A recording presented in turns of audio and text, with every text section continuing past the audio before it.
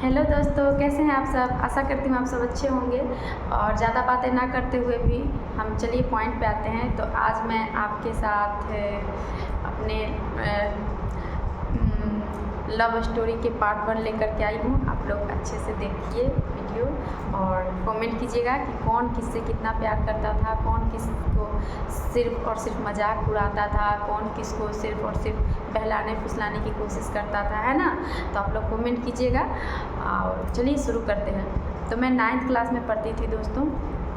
9th class में tuition जाती थी। हालांकि मेरे पढ़ने वढ़ने का मन नहीं करता था, लेकिन फिर भी एक ज़बरदस्ती होता है कि चलो इंटर मैट्रिक तो कर ही सकते हैं ना। तो ये सोच के मैं जाती थी। मुझे पढ़ने में मन नहीं लगता था और थोड़ा सा मेरे ना फैमिली में ये था कि नहीं, कम से कम इंटर मैट्रिक तो पढ़ना ही चाहिए, है ना।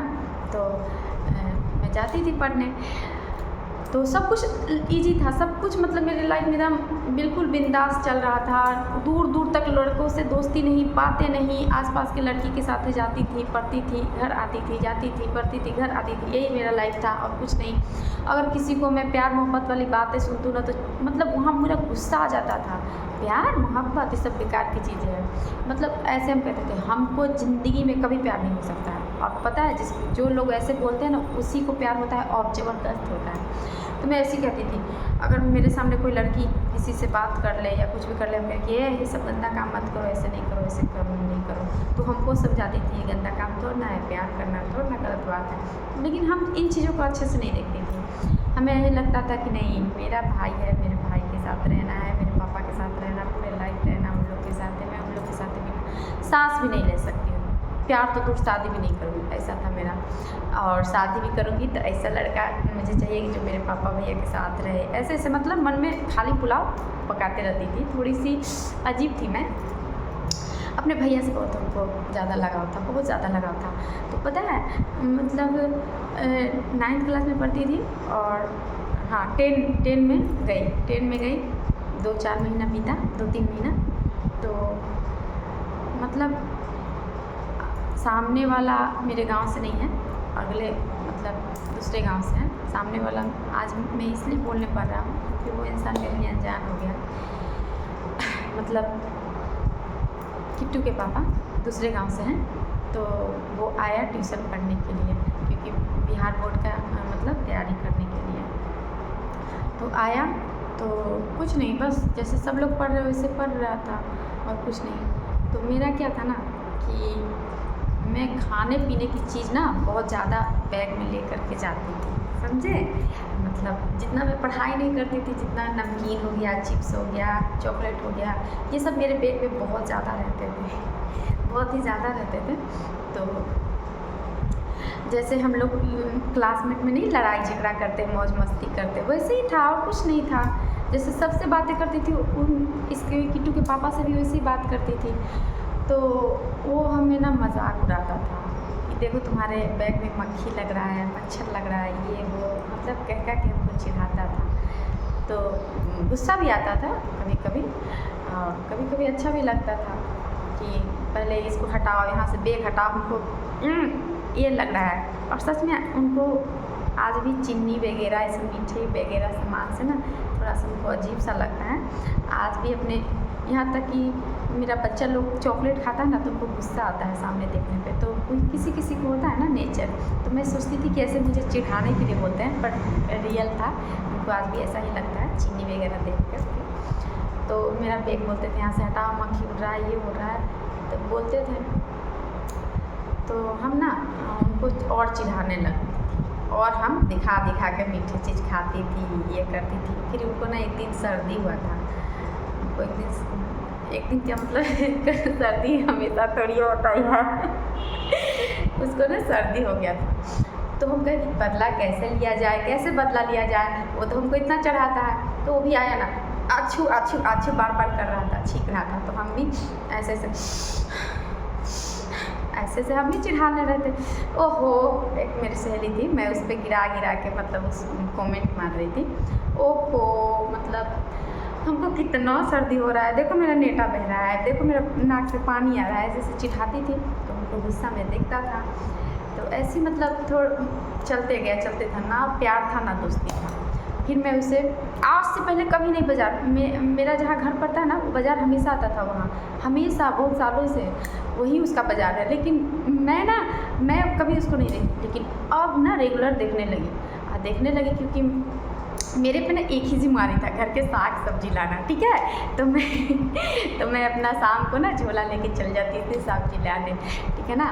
तो पता नहीं क्या था यार, झोला भी ली हूँ, सामान भी ली हूँ, और फिर भी मुँह में कुछ ना कुछ खाती, मेरा मुँह ना चलते रहता था, हमेशा चलते रहता था मेरा मुँह। तो मैं उसे जहाँ भी देखती थी ना, रोड पे जहाँ भी देखती थी ना, तो मैं ऐसे कर करके उसको चिढ़ाती थी। तो हमको जहाँ भी रहता था वहाँ देख करके ऐसे से मतलब शक्ल बनाता था, तो हम उसे और भी चिढ़ाते थे। तो ऐसे होते गया एक दिन मैं दरवाजे पे बैठी थी, ठीक है।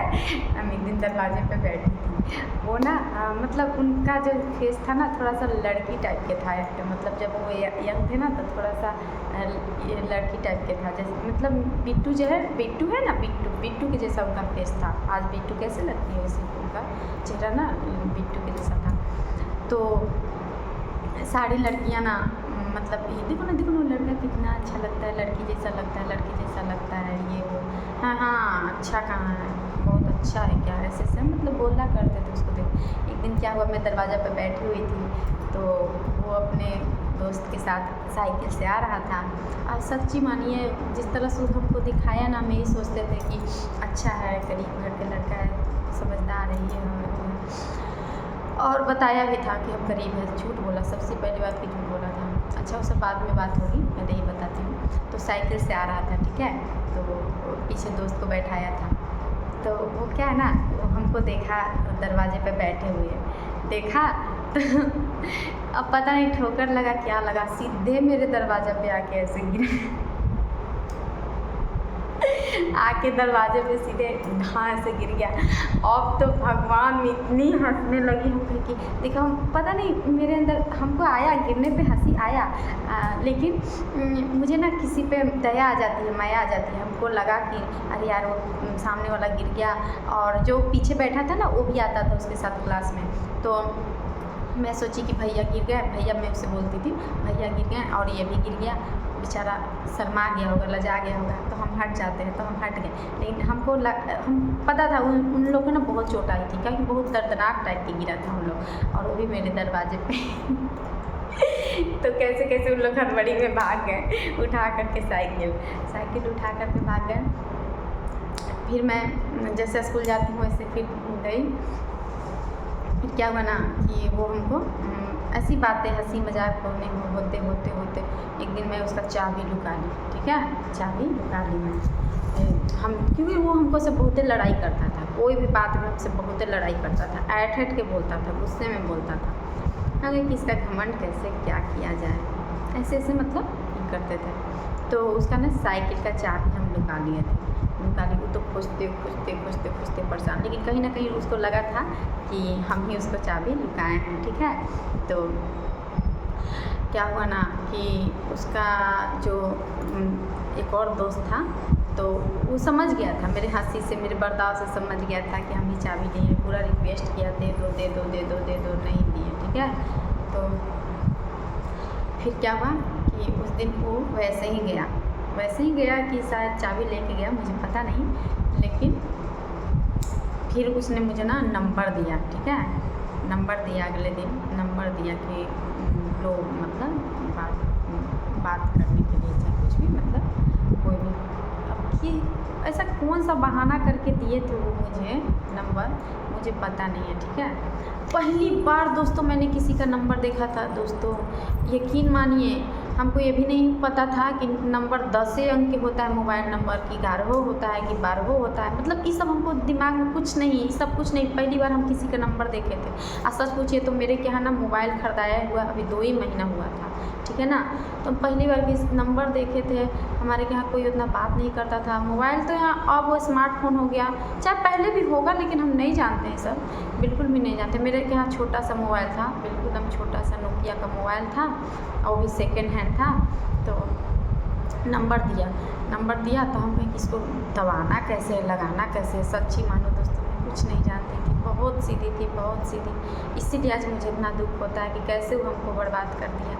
हमको नंबर तक नहीं लगाने आता था।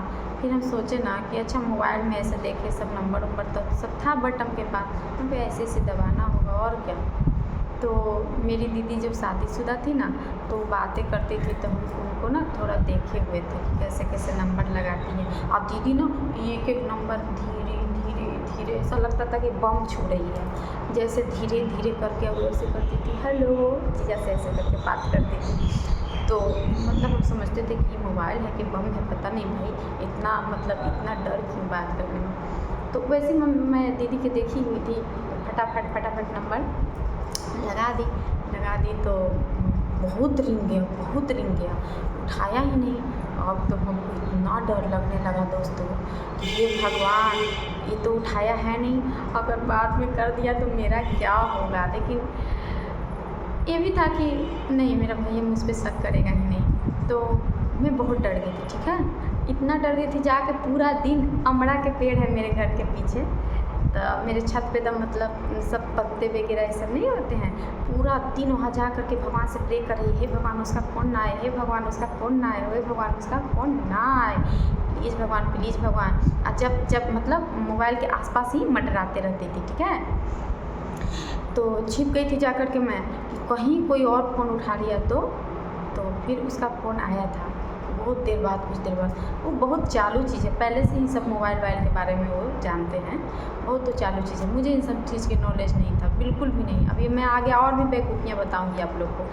तो फिर फ़ोन आया दोस्तों, ठीक है। फ़ोन आया, इतना धड़कन तेज़